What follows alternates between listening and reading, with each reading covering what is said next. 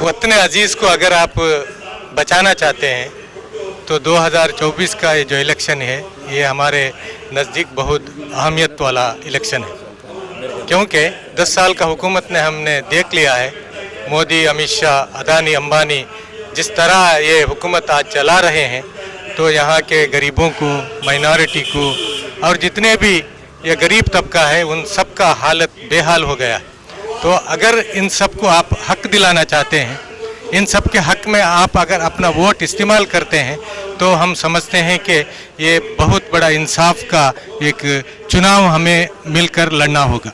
क्योंकि हम हर आदमी, जितने भी हमारे वोटर्स हैं, वो सब वोट का हक का इस्तेमाल करें और सही जगह वोट का इस्तेमाल करें और 100% वोट होने के लिए हम कोशिश करें। इसके ज़रिए हम ये जो हुकूमत है इसको हम गिरा सकते हैं और एक नई हुकूमत को हम ला सकते हैं। अगर इस हुकूमत को हम गिरा नहीं पाए, अगर आइंदा जो आने वाला जो वक्त है वो हम सब के लिए बहुत ख़तरनाक होगा और इस देश के लिए ये सबसे बड़ा नुकसानदेही होगा और इस देश किस हालत में बचेगा इसका भी कोई अंदाज़ा नहीं कर सकता। तो एक ईमान का तकाजा है ये इलेक्शन, और एक वोट करना भी हमारे ईमान का एक पहलू है। इसे सामने रखते हुए हम सब मिलकर वोट करने की कोशिश करना है और ये सब हमारा फ़र्ज़ समझकर हम इस वोट को करने की, हम सब मिलजुल कर सबके लिए भी ये काम करना है। सिर्फ मुसलमानों में नहीं, सिर्फ हिंदुओं में नहीं, जितने भी यहाँ तबकात हैं उस सब तबकात के लिए हम सही वोट करने की कोशिश इस बार हमें करना है,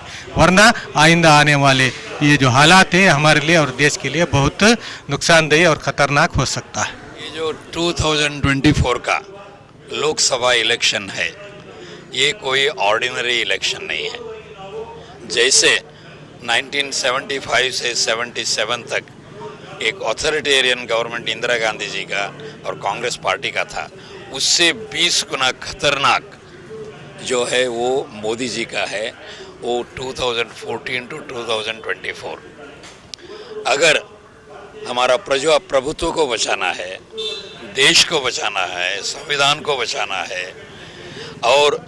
हमारे जो टॉयलिंग पीपल हैं, जो मेहनत करने वाले लोग हैं,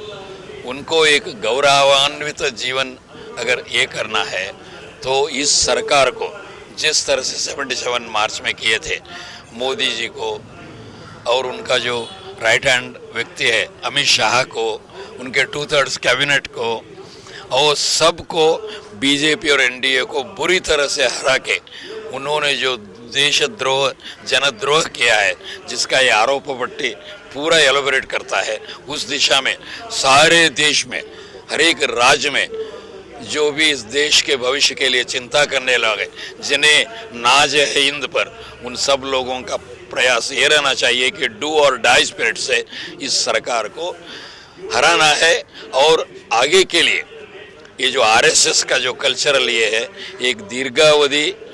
राष्ट्रव्यापी सांस्कृतिक आंदोलन करना है एक तरफ, दूसरी तरफ मेहनत करने वाले लोगों को एक डिग्निफाइड ज़िंदगी देने के लिए जिस तरह से पॉलिसीज़, लेजिस्लेशन वगैरह करना है, उस दिशा में आगे बढ़ना है।